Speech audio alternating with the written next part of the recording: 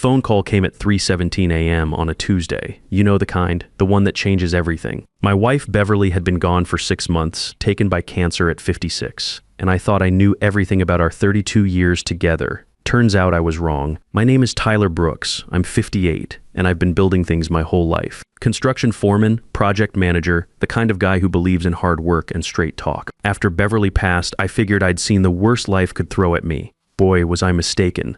The call was from some lawyer in Montana named Dean Phillips. He had that careful tone lawyers use when they're about to drop a bomb on you. Mr. Brooks, I'm calling about the Sweetwater Ranch property. According to my records, Mrs. Beverly Brooks purchased it 3 years ago, and ownership has now transferred to you. I sat up in bed, fully awake now. What ranch? My wife never bought any ranch. I'm afraid she did, sir. The deed shows clear title to 800 acres in Gallatin County, Montana. All taxes paid through 2029. She left specific instructions that you were only to be informed after her passing. My head was spinning. Beverly, who clipped grocery store coupons and bought generic cereal, had somehow bought a ranch. With what money? We lived in a modest split level in Minneapolis. I drove a 2015 Ford pickup with 180,000 miles on it. Beverly taught elementary school until the budget cuts forced her into early retirement. We were comfortable, sure, but ranch buying money? That was fantasy land. Mr. Phillips, we were comfortable, but we weren't rich. How could she afford? Sir, there's something else. The property has become quite valuable. Significant oil deposits were discovered on adjacent properties about 18 months ago. Your ranch sits right in the middle of it. That's when I knew this story was just getting started. I couldn't get back to sleep. Beverly had always been the organized one, keeping track of our finances, paying the bills, managing our small savings account. But she was also honest to a fault, the kind of woman who'd drive back to the store if the cashier gave her too much change, keeping a secret this big. It didn't fit the woman I'd married, unless she had a good reason. 2 days later, I was on a plane to Bozeman with more questions than answers. Beverly had left me a sealed envelope that Phillips insisted I open only at the ranch itself. My daughter Susan was supposed to meet me there. She's 29, works in marketing in Denver, and took her mother's death harder than anyone. Susan had been Beverly's mini-me growing up, same stubborn streak, same fierce loyalty to family, same way of tilting her head when she was thinking through a problem. After the funeral, she'd thrown herself into work trying to outrun the grief. I worried about her, but at 29, she didn't need her old man telling her how to handle loss. The drive from Bozeman to the ranch gave me time to think. Beverly and I had met when we were both 26, her fresh out of college with an education degree, me just starting my own construction crew. We'd built a good life together, nothing fancy but solid. She taught elementary school for 25 years before the budget cuts. We raised Susan, paid our bills, took a vacation every few years to Yellowstone or the Grand Canyon. But buying a ranch? That would have cost serious money, money we definitely didn't have lying around, unless Beverly's father had died about 10 years ago. She'd flown out to Montana for the funeral, came back quiet and angry about something. When I'd asked about it, she'd just said her family was complicated and left it at that. Beverly never talked much about her childhood, claimed it wasn't worth discussing. I'd respected that. Everyone's got things they'd rather forget. Maybe I should have pushed harder. The Sweetwater Ranch sat in a valley surrounded by rolling hills, with the crazy mountains visible in the distance. It was beautiful country, the kind of place Beverly always said she'd love to live someday. The main house was a classic Montana ranch, log construction, wide porches, looked like it belonged in a magazine. What surprised me was how well maintained everything looked. This wasn't some abandoned property. Someone had been taking care of it. The fences were in good repair, the barn looked freshly painted, and there were tire tracks in the gravel driveway that couldn't have been more than a few days old. I found the key where Phillips said it would be, under a loose stone by the front steps. Inside, the house took my breath away. It was furnished like Beverly had always dreamed, rustic but comfortable, with a stone fireplace and windows that framed the mountains perfectly. The kitchen had granite countertops and professional-grade appliances. The living room had leather furniture that looked expensive but lived in. This wasn't just a house someone had bought as an investment. This was a home someone had created with love. On the kitchen table sat a laptop with a note in Beverly's handwriting. Tyler, the password is the day we met, followed by my maiden name. I love you more than you'll ever know. Before I could process that, I heard vehicles pulling up outside. Through the window, I saw a black Suburban and a silver Mercedes. 3 men got out, all wearing expensive suits, all with the same basic look. Tall, dark hair, confident walk. The kind of men who were used to getting their way. They knocked on the door like they owned the place. Tyler Brooks. The oldest one stepped forward, mid-50s lawyer type with silver at his temples and the kind of expensive watch that cost more than my truck. I'm Brady Coleman. These are my brothers Nathan and Trevor. We need to talk, Coleman. I knew that name from somewhere, but it took a moment to click. About what? About this ranch. Our family's ranch. Brady pushed past me into the house like he belonged there. Nice place. Beverly always had good taste, even if she didn't have the sense to keep it in the family. That's when it clicked. Beverly's maiden name was Coleman. These were her brothers she'd never mentioned in 32 years of marriage. Excuse me? I stepped in front of Brady, making it clear he wasn't welcome to just wander around. My wife never mentioned having brothers. Nathan, the middle brother, opened a briefcase with the kind of precision that screamed corporate lawyer. He was younger than Brady, but had the same entitled air. Tyler, we understand this is complicated. Beverly bought this property from our father without consulting the family. Now that she's gone, we think it's time to straighten things out.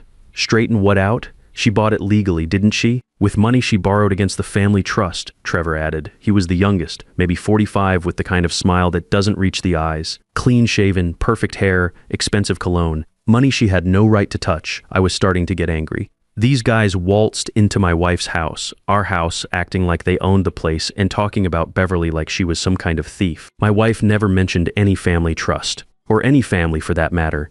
Brady laughed, but there was no humor in it. That's Beverly for you. Always thought she was too good for us after she got her college degree and moved to Minnesota to play house with a construction worker. The insult hit exactly where he intended, but I dealt with guys like this my whole career. Rich clients who thought their money made them better than the people who actually built their buildings. She never mentioned you because you treated her like dirt, I said. That much is obvious. Look, Nathan said, pulling out papers from his briefcase. We're prepared to be reasonable. The property's worth maybe $2 million on its own, with the oil potential maybe $8 million total. We'll give you $3 million and you can walk away clean. No lawyers, no messy family disputes. $3 million was more money than I'd see in a lifetime of construction work. But something felt wrong about this whole situation. These guys showed up within hours of me arriving at the ranch. They knew about the oil deposits. They had paperwork ready to go. This wasn't some spur-of-the-moment visit. I need time to think. Sure, Brady said, his lawyer mask slipping to show the predator underneath, but don't think too long. Legal challenges can get expensive, and we have deeper pockets than a construction worker from Minneapolis. Trevor pulled out his phone. We've already filed a preliminary challenge to the will. Our lawyers in Billings are very good at what they do. Is that a threat? It's reality, Nathan said smoothly. Beverly may have fooled a small-town lawyer, but this is going to federal court. You'll be fighting this for years, spending money you don't have on lawyers you can't afford. After they left, I sat at the kitchen table feeling like I'd been sucker punched.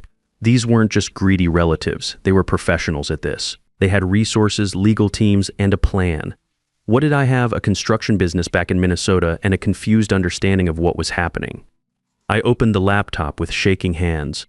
The password worked, April 15th, 1990, Coleman. The day we met, followed by her maiden name just like she'd written. The screen showed dozens of video files, each labeled with a date.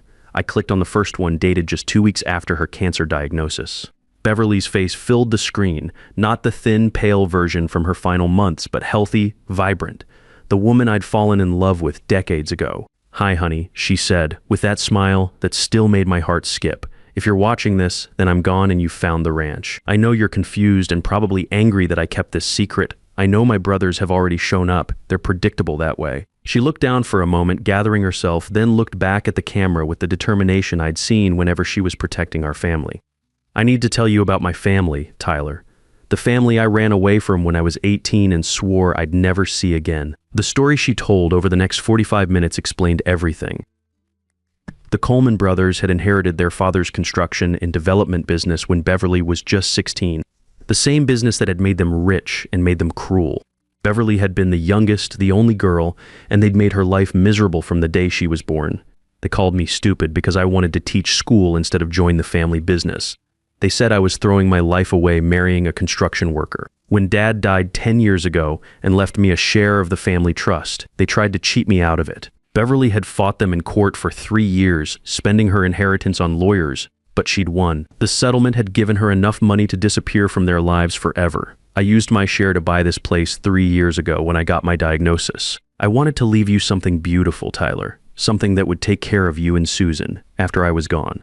The video showed Beverly looking around the very room I was sitting in, her eyes taking in details I was just now noticing myself. They'll come for it, Tyler. Brady's a lawyer. He knows how to make trouble. Nathan will threaten you with development complications. Trevor will try to buy you off or bankrupt you with legal fees.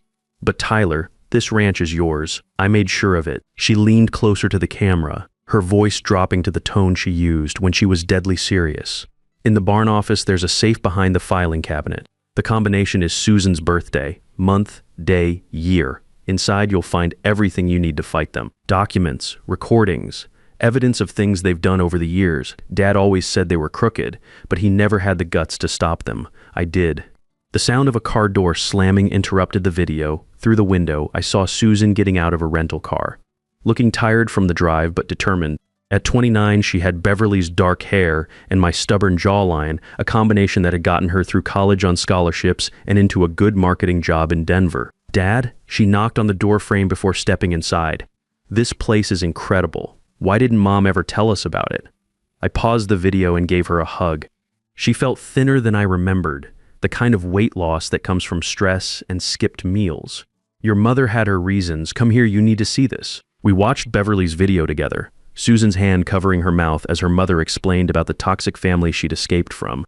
So those men who stopped by my hotel this morning, Susan said when the video ended, your uncles paid you a visit. They were so friendly.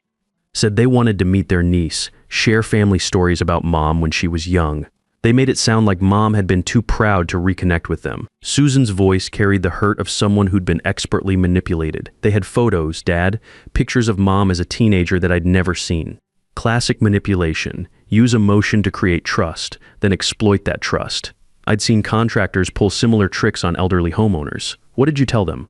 That I'd think about their offer to buy the ranch. They said it would be better than fighting a long legal battle we couldn't win. She looked around the house her mother had created in secret, but now I'm thinking Mom didn't buy this place to sell it. That evening, after Susan had settled into one of the guest rooms, I found the safe in the barn office exactly where Beverly said it would be. The office itself was set up like a command center, desktop computer, printer, filing cabinets, and maps of the local area covering one entire wall. Behind the largest filing cabinet, I found a wall safe. Susan's birthday, 08/15/1995. The safe clicked open. Inside were folders of documents going back 20 years, but these weren't random papers. Beverly had organized them like a prosecutor building a case. Bank records, recorded phone calls, contracts, emails, photographs, a complete picture of how the Coleman brothers operated their business. It wasn't pretty. Bribing building inspectors to approve substandard work, using materials that didn't meet code specifications, cheating subcontractors out of payment through legal technicalities, skimming money from client accounts and hiding it in shell companies. Brady had used his law practice to cover it up. Nathan had falsified environmental reports on major developments, and Trevor had created a network of offshore accounts to launder the profits. Beverly had been building this case for years, probably hoping she'd never have to use it. But she'd been thorough. Photographs of falsified documents, audio recordings of planning meetings, bank records showing money movement, even sworn statements from former employees who'd been fired for refusing to participate. One folder was labeled Clearwater Development, Environmental Fraud 2019. Inside were copies of the real soil contamination reports alongside the falsified versions Nathan had submitted to the state. A $50 million development had been built on contaminated ground, with Nathan's company pocketing an extra $8 million by skipping the required cleanup. Another folder contained recordings of Brady coaching clients to lie during depositions, a clear violation of legal ethics that would cost him his law license if it ever came to light. The final folder contained Trevor's banking records, showing a systematic pattern of client fund theft spanning 15 years. He'd been skimming small amounts from dozens of accounts, betting that individual losses would be too small to investigate. The total was over $3 million. I also found geological surveys showing that the Sweetwater Ranch sat on top of the richest oil deposit in the region. The brothers' $8 million estimate was about $20 million short of the real value. Beverly had commissioned independent surveys from 3 different firms, all confirming the same massive reserve beneath the western section of the property. As I studied the evidence, my construction background helped me understand exactly what the Coleman brothers had been doing. They'd been cutting corners and stealing money for decades, using their combined expertise, legal, development, and financial, to create an almost perfect crime machine. Beverly had figured out how to stop it. I spent the rest of the night reading through every document, understanding the scope of what she'd uncovered. By morning, I had a plan. It wasn't going to be enough to just defend the ranch. I was going to take these bastards down completely. The first step was setting up a meeting. I called Brady's office and told his secretary I wanted to discuss their offer, but I wanted to do it properly with lawyers present and all the cards on the table. Brady called back within an hour. Smart move, Tyler. I was hoping you'd see reason. How about Friday afternoon at the ranch? We can wrap this up quickly and quietly. Perfect. 2 o'clock. And Brady, bring your best people. I want this done right, of course. You'll see this is the best solution for everyone. After I hung up, Susan looked at me with Beverly's determined expression. What are you planning, Dad? Justice, I said. Your mother spent years preparing for this fight. Time to finish what she started. The week passed slowly as I prepared for the confrontation. I used skills I'd learned in 35 years of construction planning, preparation, and always having multiple contingency plans. This wasn't just about defending the ranch anymore. This was about justice for every person the Coleman brothers had cheated over the past 20 years. I made arrangements that would have made Beverly proud. First, I contacted Lance Griffin, CEO of Rocky Mountain Energy, the company that had been trying to secure mineral rights in the area. I also reached out to Dean Phillips, asking him to recommend the toughest litigation attorney in Montana. Finally, I made one more call that the Coleman brothers would never see coming. At exactly 2 p.m. on Friday, the Coleman brothers arrived with their entourage. The black Suburban disgorged Brady and Nathan, while Trevor emerged from the Mercedes with a man I didn't recognize. Expensive suit, briefcase. The look of someone used to intimidating people with paperwork, but they weren't prepared for what waited inside. Susan and I were seated at the dining room table with Dean Phillips and Martha Rodriguez, the litigation attorney he'd recommended. Martha had spent 20 years prosecuting white-collar crime before going into private practice. She had the kind of reputation that made corporate lawyers nervous. At the head of the table sat Lance Griffin, CEO of Rocky Mountain Energy, studying geological surveys that Beverly had left me. Gentlemen, I said as they settled around the table, clearly thrown off by the professional setup. Thank you for coming. Before we discuss any deals, I think we should establish exactly what we're dealing with. I pulled out Beverly's geological surveys and spread them across the table. These are independent surveys my wife commissioned from 3 different firms. They show the true extent of the oil deposits under this ranch. The Coleman brothers' lawyer, he'd introduced himself as Keith Hawkins from Billings, leaned forward, studying the maps. Where did these come from? My wife was thorough. She wanted to know exactly what she was buying. I nodded to Lance Griffin. Mr. Griffin has verified their accuracy. Griffin spoke for the first time. These surveys are more detailed than what my company has been working with. Mrs. Brooks hired GeoPacific, the same firm we use for major projects. Their work is impeccable. Brady's confidence was starting to crack. I could see him trying to recalculate the value in his head. Those surveys are worthless without proper verification from the State Geological Office. Actually, Griffin continued, the state has been using GeoPacific data for their own assessments. These surveys will likely become the official baseline for this entire region. Trevor was looking nervous, his perfect composure starting to slip. What's your point, Tyler? My point is that you've been lying about the value. This ranch isn't worth $8 million according to these surveys, and Mr. Griffin's professional assessment, we're looking at reserves worth closer to $30 million. The room went quiet except for the sound of Keith Hawkins flipping through pages, his expression growing more concerned with each survey map. Nathan tried to recover first. Even if that's true, you'll spend years in court proving ownership while we tie up the assets with legal challenges. Our firm has resources you can't match. That's when I played my first ace about those legal challenges, I said, pulling out Beverly's evidence files. I think you gentlemen have bigger problems than this ranch. I handed Keith Hawkins a folder marked Coleman Brothers Financial Irregularities 2008-2023. His face went pale as he read the first page. It was a summary of Trevor's client fund theft, complete with bank records and account numbers. Where did this come from? Hawkins demanded, my wife spent 15 years documenting your business practices. She was very thorough.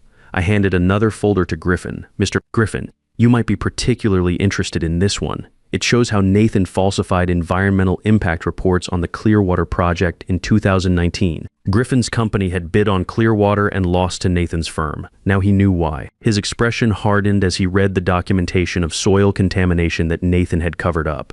Brady grabbed the folder from his lawyer. You can't prove any of this. Actually, I can. Bank records, recorded conversations, email exchanges, sworn statements from former employees. Beverly was building a federal case. I handed a third folder to Martha Rodriguez. Attorney-client privilege violations, coaching witnesses to commit perjury, falsifying court documents. enough to get Brady disbarred and criminally prosecuted. The room went silent except for the sound of pages turning as they realized the scope of what Beverly had collected. "What do you want?"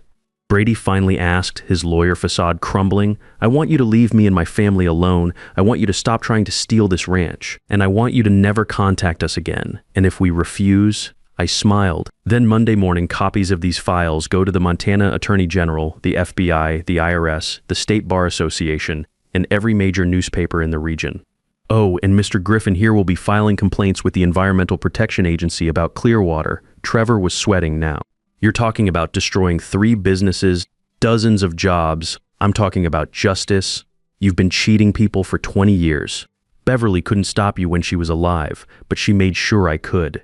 Nathan looked at his brothers, desperation creeping into his voice. "Maybe we should consider his terms. Brady wasn't done fighting. You're bluffing. You wouldn't risk the lawsuits this would bring." That's when Susan spoke up. "Actually, we would. Mom taught me that sometimes you have to stand up to bullies, even when it's scary." I reached for my final card. "There's one more thing you should know. Beverly didn't just collect evidence of your crimes. She also discovered something interesting about your family history." I pulled out a birth certificate and several legal documents. "Your father had another family, Brady, a wife and 2 children he never acknowledged. They're still alive, they're still in Montana, and they have as much legal claim to the Coleman family assets as you do." The color drained from all 3 brothers' faces. "Beverly found them 5 years ago. She's been in contact with them, helping them understand their legal rights." I smiled grimly. They're very interested in learning about their father's business practices and their half-brother's activities. It was the final blow. The Coleman brothers exchanged glances, some unspoken communication passing between them. They knew they were beaten. Finally, Brady nodded. "Fine. We'll stay away from the ranch and your family, and we won't contest ownership or file any legal challenges." Martha Rodriguez slid a document across the table. "This settlement agreement makes it binding. Sign it, and we're done." After they left, Lance Griffin made an offer to purchase the mineral rights for $25 million, with environmental protections and a restoration fund that would have made Beverly proud. Susan decided to take a leave of absence from her Denver job to help manage the ranch. "I need a fresh start after Mom's death," she said. "This place gives me a connection to her I never knew existed." That night, I sat on the porch watching the sunset over the crazy mountains. The laptop was open beside me, ready for the next day's video from Beverly. She'd made enough recordings to last a full year, her way of helping me through the grief and adjustment. I'd spent my whole life building things with my hands. Houses, commercial buildings, infrastructure that would last for generations. But Beverly had built something more important. A legacy that protected our family and honored the values we shared. The ranch had oil money, but that wasn't its real value. Its real value was proof that love doesn't end with death. That sometimes the people we think we know completely still have the power to surprise us, and that an elementary school teacher from Minnesota could outmaneuver 3 corrupt businessmen just by being patient, thorough, and smarter than they ever gave her credit for. The Forbidden Ranch had become our sanctuary, Beverly's final gift to the family she chose over the family she was born into. Tomorrow I'd watch another video, hear more of her voice, and continue building the life she'd envisioned for us. The Coleman brothers were part of the past now. This ranch, this land, this legacy, that was our future, and Beverly would be part of it every step of the way. Sometimes the greatest victories aren't won with fists or fury, but with patience, preparation, and the quiet strength of someone who loved you enough to fight battles you didn't even know were coming. A real man doesn't just build things that last, he builds protection that endures long after he's gone, ensuring his family never faces the wolves alone.